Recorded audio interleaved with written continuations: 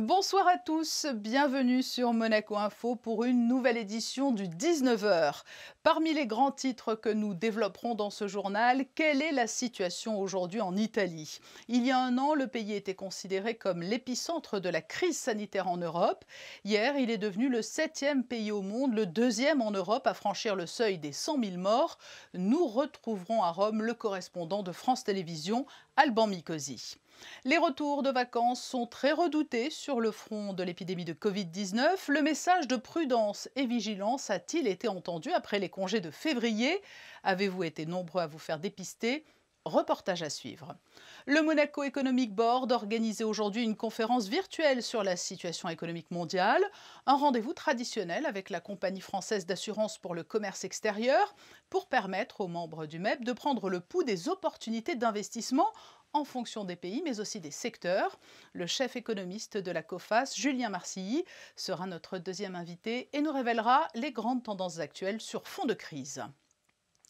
Nous reviendrons aussi sur la qualification de Monaco pour les huitièmes de finale de la Coupe de France de football après avoir battu Nice 2-0 et sur le concert donné par l'Orchestre Philharmonique de Monte-Carlo sous la direction du pianiste David Frey qui nous dira le bonheur qu'il a eu de pouvoir jouer et diriger l'orchestre à l'heure où cela n'est plus possible dans de nombreux pays. Vincent Vatrican, le directeur de l'Institut audiovisuel, et Fabien Bonilla nous présenteront la prochaine projection du cycle Tout l'art du cinéma avec le film L'inconnu de Collegno, basé sur un fait divers qui avait défrayé la chronique en Italie dans les années 30. Mais je vous le disais donc en titre, coup de projecteur tout d'abord sur la situation en Italie, un an après le début de la crise qui l'avait lourdement touché, avant de nombreux autres pays européens. Avec nous, en duplex de Rome, le correspondant de France Télévisions. Bonsoir Alban Micosi. Bonsoir. Comment se porte l'Italie aujourd'hui? Cela diffère selon les régions peut-être aussi? Oui, c'est vrai, mais avant tout, eh bien, c'est une journée particulière parce que effectivement, ça fait pratiquement un an que la crise du coronavirus a commencé et l'Italie a franchi hier soir la barre symbolique des 100 000 morts. Alors, évidemment, il y a avant tout une très grande douleur. Quand on regarde les reportages des chaînes de télévision italiennes, c'est pour dire, voilà, ces 100 000 personnes, ces 100 000 personnes qui vivaient l'an dernier, 100 000 personnes qui étaient des proches, des amis, des Italiens. Et avant tout, c'est à eux que l'Italie pense aujourd'hui. À Rome, par exemple, comment vit-on? Il y a des restrictions sévères? La vie a repris son cours? Alors effectivement, en Italie, il y a un code de couleur qui va des régions blanches aux régions rouges. Rome est en zone jaune, on va dire 2 sur l'échelle de 5. Ça veut dire qu'à Rome, un certain nombre de choses sont possibles. Il est possible, par exemple, d'aller déjeuner au restaurant à Rome, il est possible d'aller prendre un café le matin, ça, il n'y a aucune difficulté là-dessus. Les restaurants sont ouverts jusqu'à 18 heures. Il est possible d'aller dans les magasins, ils sont ouverts, les commerces, il y a un couvre-feu réel qui commence à 22 heures et à partir de 21 heures, tout est réellement fermé. Ça, c'est la situation des zones jaunes. La zone blanche, c'est la Sardaigne. En Sardaigne, théoriquement, vous pouvez même aller dîner au restaurant parce qu'actuellement, on est en zone blanche. Et puis, il y a des zones orange, orange foncé et rouge. Rouge, c'est une zone de confinement complet, telle qu'on l'a connue par exemple au printemps. Ça concerne notamment la région de l'Ombrie et la ville de Pérouse actuellement, qui sont en zone rouge, c'est-à-dire que les activités sont fermées, les écoles y sont fermées, il n'y a pas de bar, pas de restaurant. L'étau s'est donc desserré par endroits. On entend des rumeurs d'un possible confinement général. Elles sont avérées, ces rumeurs? Alors, ce qui est vrai, c'est que depuis, on va dire, entre 3 semaines et un mois, les chiffres ne sont pas bons. Ils ne sont pas bons en Italie comme ils ne sont pas bons dans le reste de l'Europe, mais on va dire qu'en Italie, il y a une augmentation de la tendance à la contamination. Par exemple, le fameux RT, le taux de reproduction du virus, a dépassé les 1 maintenant pour tout le territoire, à l'exception de la Sardaigne. Le taux de positivité, c'est-à-dire que lorsque vous faites des tests, combien reviennent positifs, qui étaient longtemps en dessous des 5, atteint maintenant les 7,5, quelquefois 8%. Donc oui, il y a une inquiétude en Italie et on prête au nouveau gouvernement et notamment au nouveau président du Conseil, Mario Draghi, l'intention de serrer la vis un coup assez fortement pour essayer d'ouvrir après Pâques, parce que cette politique de on maintient ouvert, finalement, elle facilite la circulation du virus. Et en réalité, l'économie italienne est en panne, par exemple, depuis un an, et on ne sent pas réellement d'amélioration. L'Italie a été la première durement touchée en Europe. Elle a été montrée du doigt, elle a même été stigmatisée. Cela a laissé des traces psychologiques, diplomatiques même. Il y a eu un bras de fer avec l'Europe.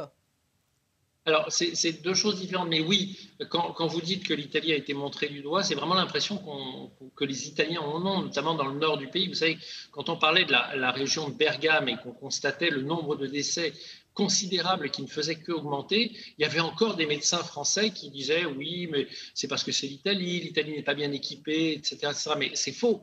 Bergame, c'est une ville qui est très comparable à Grenoble. Et le centre hospitalier de Bergame, il est aussi compétent que le centre hospitalier de Grenoble. On n'est pas dans le tiers-monde. Et ça, les Italiens ont assez mal perçu d'avoir été montrés du doigt de la manière. Ils ont aussi mal perçu le manque de solidarité de l'Union européenne au départ. Parce qu'au départ, il y a un certain nombre de gens qui ont en gros laissé l'Italie avec ses problèmes. Chacun gardait ses masques, puisqu'à l'époque, c'était principalement les masques qui manquaient, les tests. Il n'y a pas eu de solidarité européenne dans un premier temps. Dans un second temps, il faut dire que la solidarité européenne est venue avec notamment ce plan de relance sans précédent en Europe, mais c'est vrai que l'Italie a eu l'impression à un moment d'être lâchée. Puis il faut dire une deuxième chose, c'est que tout ce que l'Italie a vécu, les autres pays l'ont vécu après, avec un petit décalage, une dizaine de jours au printemps dernier. Et finalement, l'expérience qui a été acquise en Italie, elle a profité à toute l'Europe. Et ça, les Italiens ont tendance à considérer que les voisins ne les ont pas beaucoup remerciés pour avoir été en quelque sorte en première ligne. Est-ce que l'économie italienne, avec notamment le tourisme qui est une source de revenus important, a les reins assez solides pour surpasser cette crise qui perdure?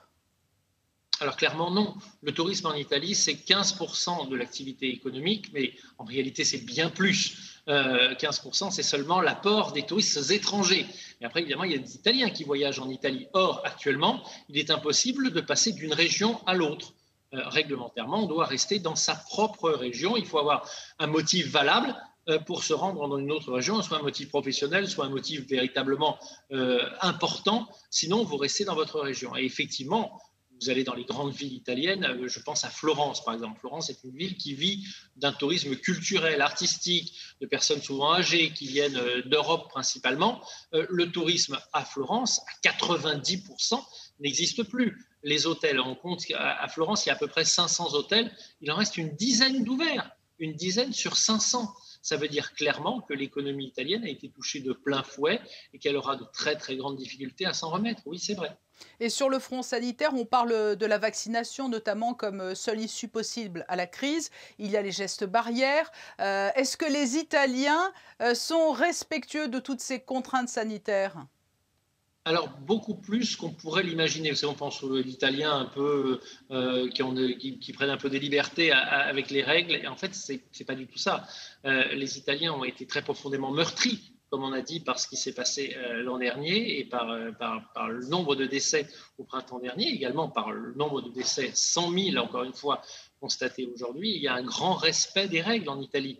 Il y a cette volonté d'essayer d'obéir à la règle. Les gestes barrières sont bien compris, sont bien appliqués. Quant à la vaccination, on va dire qu'un peu comme partout en Europe, c'est parti assez moyennement. Notamment, il a assez vite manqué de vaccins. Alors, il y a un changement qui vient d'avoir lieu.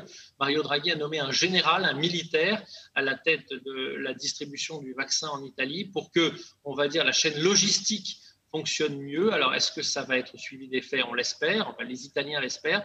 Ce qui est sûr, c'est que le ministère de la Santé a annoncé que tous les Italiens qui le voulaient seraient vaccinés d'ici la fin de l'été. On verra bien s'ils y arrivent. En tout cas, c'est le défi que s'est lancé le gouvernement. Alban Micosi, correspondant de France Télévisions en Italie à Rome, merci pour ce témoignage sur la situation actuelle. Et certains d'entre vous, notamment les nombreux résidents italiens de Monaco, se sont peut-être rendus dans leur pays natal pendant les congés de février. D'autres avaient peut-être opté pour la montagne, mais pour tous, une recommandation avait été formulée, une invitation à se faire dépister, car on a pu constater par le passé l'augmentation du nombre de cas après chaque retour de vacances. Vanessa Dessy et Alexandra Marangoni se sont rendus au centre de dépistage à l'espace Léo Ferré. Plus de 5000 tests PCR et antigéniques ont été réalisés à l'espace Léo Ferré avec un taux de positivité de moins de 5% pratiqué sur résidents et non-résidents. Le gouvernement princier conseille fortement la population monégasque de se faire dépister en retour de vacances. Ces tests sont vraiment très importants parce qu'ils ont comme but d'éviter tout éventuel rebond épidémique. Puisqu'en effet, il est tout à fait possible d'être porteur du virus, bien qu'étant totalement asymptomatique. À l'espace Léo Ferré, nous réalisons environ 500 tests PCR par jour. Et sur ce total, plus de 150 représentent des retours de vacances, ce qui montre bien que la population et les travailleurs respectent les recommandations sanitaires du gouvernement. Le centre Léo Ferré est ouvert à tous les résidents, salariés et scolaires de Monaco. Pour se faire dépister, il vous suffit de vous rapprocher du centre d'appel Covid-19 afin d'obtenir un rendez-vous, mais vous pouvez également vous rendre au laboratoire de votre choix. Dépistage, respect des gestes barrières et vaccination sont présentés comme les clés indispensables pour espérer une sortie de crise. La vaccination qui avance à bon rythme. Un bilan d'étape a été rendu public. Bonsoir Alexandra Pani. Bonsoir Patricia, 8534, c'est le nombre de personnes ayant reçu la première injection à ce jour. 7359 rappels ont été administrés également. 22% de la population a ainsi été vaccinée. Comme chez nos voisins, les doses manquent et ne permettent donc pas de vacciner plus vite. Mais d'ici la fin de semaine, plus de 5000 doses du vaccin Pfizer sont attendues. AstraZeneca également devrait arriver en principauté. Et une précommande de 20 000 doses de Moderna a été passée. Le gouvernement souhaite avant tout sécuriser le rappel. Une fois que les aînés et les plus jeunes avec comorbidité ont été pris en charge, ce sera au tour des personnes âgées de 60 à 64 ans. À noter que 70% des personnes âgées de 75 ans et plus ont été vaccinées. Un nouveau partenariat pour les filiales de Monaco Télécom. Oui, il s'agit des filiales chypriotes et maltaises de l'opérateur monégasque dénommé Epic. Elles ont signé un partenariat stratégique avec Phoenix Towers International et prévoient ainsi l'acquisition de 100% des infrastructures passives des sites mobiles d'Epic dans les deux îles, soit 815 sites. Et un rendez-vous à noter. Oui, n'oubliez pas, demain mercredi sera diffusée en direct sur notre chaîne à 18 h la séance publique du Conseil national. À l'ordre du jour, une proposition de résolution pour accompagner l'État monégasque vers un modèle de sortie de crise Covid-19 sur les plans sanitaires, économiques et social dans l'union nationale et l'unité des institutions. L'économie mondiale est malmenée et soumise aux fluctuations qui accompagnent la crise sanitaire. Certains pays parviennent à tirer leur épingle du jeu, d'autres, à l'inverse, sont affaiblis. Pour répondre aux interrogations de ses membres, le Monaco Economic Board a invité aujourd'hui l'un des économistes de la COFAS à tenir une conférence virtuelle, à défaut de pouvoir, comme chaque année, venir s'entretenir avec les entrepreneurs monégasques pour les guider, notamment dans leur choix d'investissement. Julien Marcilly, bonsoir. Bonsoir. Nous sommes en plein cœur d'une crise dont l'ampleur et le caractère sont tout à fait inédits. C'est du jamais vu depuis la Seconde Guerre mondiale. En 2020, effectivement, on a observé au niveau mondial la pire récession depuis la période que vous mentionniez. Bon, la bonne nouvelle, c'est que les perspectives pour cette année sont quand même nettement meilleures. Vous allez me dire, ce n'est pas difficile. Mais c'est vrai qu'on observe quand même que la situation s'améliore dans un certain nombre de filières, de secteurs d'activité, notamment industriels, alors que de l'autre côté, beaucoup de secteurs dans les activités de services restent en sous-capacité et continuent d'avancer à vitesse réduite. La grande difficulté aujourd'hui pour les dirigeants internationaux, c'est qu'il faut maintenir un savant équilibre entre la santé, l'humain et l'économie. On n'est pas encore sorti de cette pandémie. Ça reste la principale épée de Damoclès qui est au-dessus de nos têtes, en tant que consommateurs, en tant que citoyens, en tant que chefs d'entreprise. Et donc, dans ce climat incertain, on a tendance à reporter nos décisions de consommation, nos décisions d'investissement et d'avoir une position un peu plus attentiste. Donc, c'est pour ça qu'on table, nous, sur une année un peu en deux temps, avec toujours cette incertitude forte au cours de la première partie de l'année. Et puis, sans doute, à partir de l'été, une fois que la vaccination a été vraiment très bien enclenchée, une reprise sans doute plus franche. Quelles sont les grandes tendances qui se dégagent? Y a-t-il des zones du monde qui s'en sortent mieux que d'autres? L'année dernière, une partie de l'Asie s'en est quand même mieux sortie que le reste. La Chine et quelques autres pays qui commercent beaucoup avec cette grande économie et qui sont aussi spécialisés dans des filières de l'électronique qui tirent leur épingle du jeu. Là, maintenant, la donne change un peu pour cette année 2021. C'est la course au vaccin qui prime. Et c'est vrai que les économies qui vont parvenir à faire vacciner une partie suffisante de leur population assez tôt pourront sortir plus tôt que les autres de ces mesures de restriction des mobilités. Donc, quelques économies comme Israël, les Émirats arabes unis font la course en tête. Ensuite viennent le Royaume-Uni et les États-Unis. L'Union européenne est un peu en retard. Est-ce que le fait que de nombreux États aient lancé d'importants plans de relance pour soutenir les acteurs de leurs économies respectives, est-ce que cela ne risque pas de fausser un peu les choses lorsque l'on va débrancher en quelque sorte les perfusions? Est-ce que l'on peut s'attendre à un contre-coup? Complètement. Et ça a été le grand paradoxe de l'année dernière, c'est-à-dire qu'on le disait, ça a été la pire récession mondiale depuis la fin de la Deuxième Guerre mondiale. Et en même temps, il n'y a jamais eu aussi peu de défaillances d'entreprises. Et donc, le paradoxe, c'est qu'à mesure que la reprise au niveau macroéconomique devient de plus en plus franche, eh bien, il pourrait y avoir aussi davantage de faillites d'entreprises parce que, comme vous le disiez très justement, les entreprises, petit à petit, vont être de moins en moins sous perfusion. Donc, ce sera ça également qu'il faudra suivre avec beaucoup d'attention dans les mois et les trimestres à venir. Et lorsque vous vous adressez aux membres du MEB, du Monaco Economy Board, au final, quelles sont les vraies opportunités d'investissement en ce début 2021? Beaucoup de filières, notamment manufacturières, sont en reprise assez forte en ce début d'année. Dans l'énergie, dans la chimie, même le commerce international dans son ensemble repart plus fortement que ce qui était attendu il y a encore quelques mois. Donc tout ça est quand même de bon augure pour beaucoup d'entreprises qui exportent. Et le numérique, c'est un secteur qui a particulièrement bien tiré son épingle du jeu pendant cette crise? Plusieurs secteurs s'en sont bien tirés. Effectivement, beaucoup d'entreprises dans le secteur pharmaceutique. Idem, beaucoup de filières dans le secteur agricole et agroalimentaire ont aussi tiré leur épingle du jeu. Et puis, pas mal d'entreprises aussi dans les secteurs de l'électronique, parce qu'on achète davantage de biens pour la maison.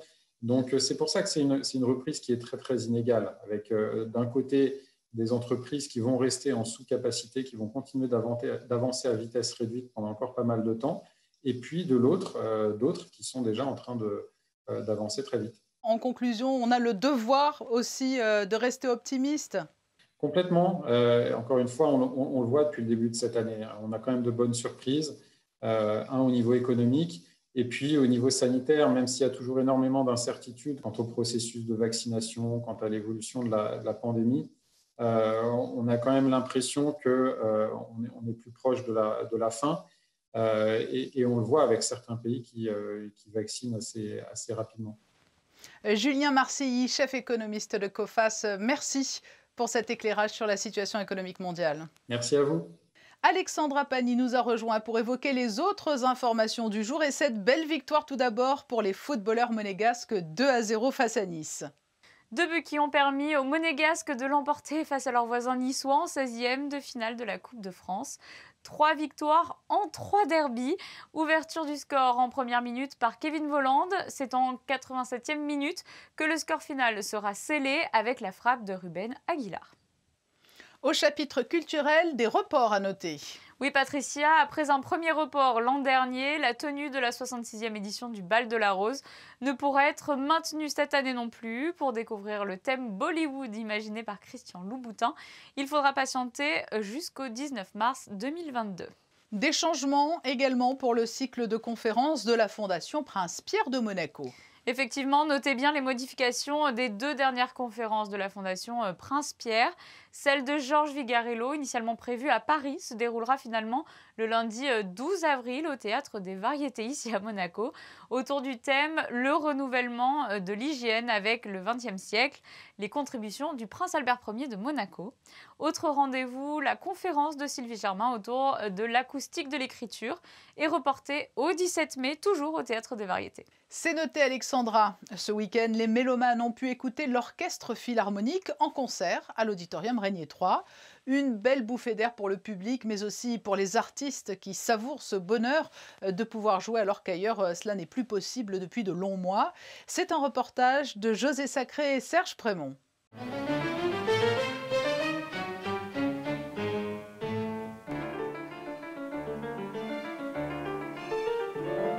Soliste et chef d'orchestre du concert du 7 mars à l'Auditorium Régnier 3, David Frey a interprété le concerto numéro 24 de Mozart et les concertos numéro 1 et 4 de Jean-Sébastien Bach, un compositeur rarement inscrit au programme des concerts de l'Orchestre Philharmonique de Monte-Carlo.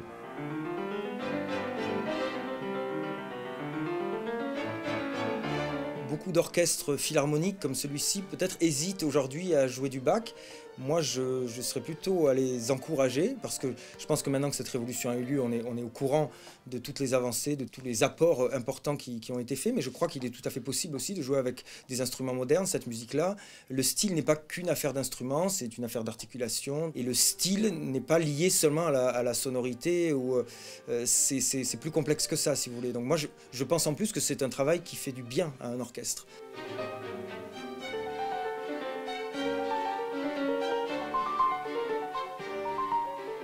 Ce qui m'a fait plaisir aussi, c'est toutes les répétitions qu'on a eues cette semaine, parce que c'est peut-être la partie de mon travail que je préfère en fait. Tout le processus de création, d'interprétation, le travail avec les musiciens, les échanges, ça c'est vraiment quelque chose qui me passionne. Donc j'étais très heureux de la manière dont la semaine s'est déroulée avec l'orchestre ici.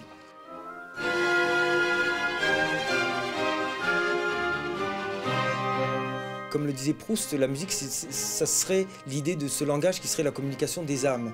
C'est-à-dire indépendamment des langues, des différences de culture, elle parle à tout le monde. Et elle va du cœur au cœur, comme le disait là pour le coup Beethoven. Donc je pense que de ça, on ne doit pas se priver. Et de ça, vous ne vous privez pas à Monaco. Et je pense que vous avez fait preuve de votre grandeur d'âme en faisant continuer les concerts et en laissant ce bel orchestre continuer à jouer.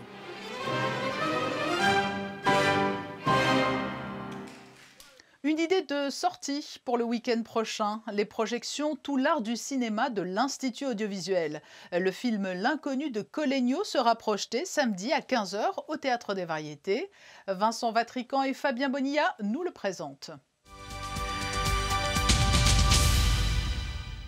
Vincent Vatrican, bonsoir. Bonsoir Fabien. Aujourd'hui, c'est un film bien particulier, L'inconnu de Collegno. Vous êtes d'accord avec moi quand je vous dis que c'est un film particulier ?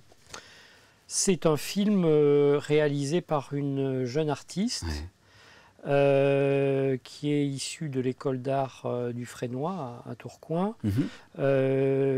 qui a vraiment un cursus autour de l'image, de la technologie de l'image et de la représentation.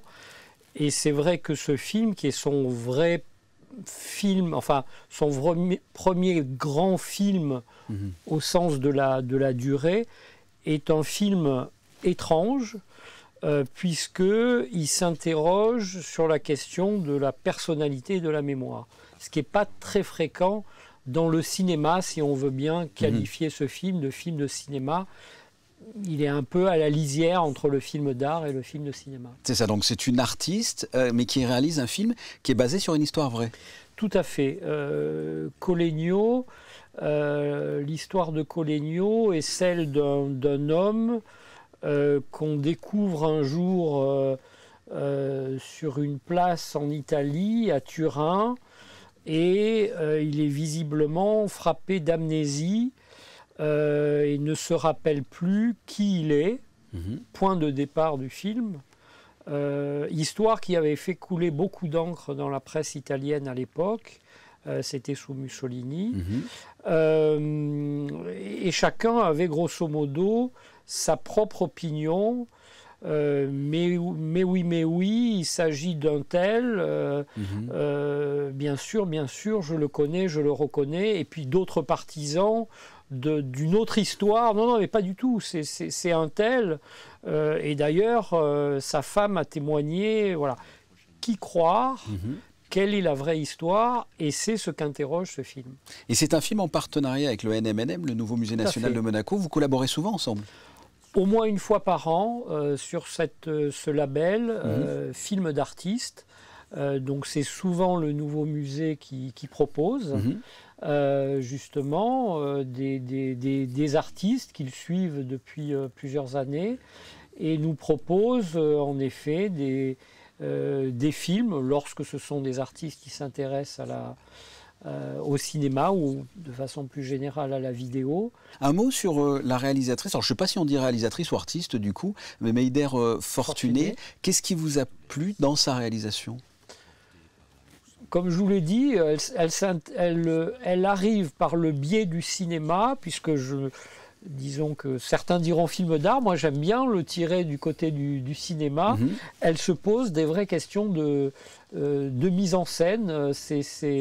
On sent qu'elle a eu une formation autour de l'image, sans pour autant qu'on puisse y voir beaucoup de références. Ce n'est pas un film à référence, mais voilà, moi ce que j'aime bien, c'est quand un artiste, quand il rentre dans le champ du cinéma, s'interroge vraiment sur des questions de représentation. Et j'ajoute qu'on aura la chance d'avoir l'artiste pour la projection qui sera là pour nous expliquer son travail et échanger avec le public ce jour-là. Voilà, l'inconnu de Colegno. Merci Vincent Atricant. Merci Fabien. L'image seule ne peut rien. Vous avez besoin d'une légende qui l'accompagne. Tu es Giulio Canella. Tu es né le 5 décembre 1882 à Padoue. Tu es Mario Brunelli. Dans une famille d'aristocrates né à lettrés. Turin le 18 juillet Tu 1886. cherches à comprendre l'énigme du monde. Tu ne veux plus vivre dans le territoire de ton nom. Tu as perdu la connaissance de ton nom.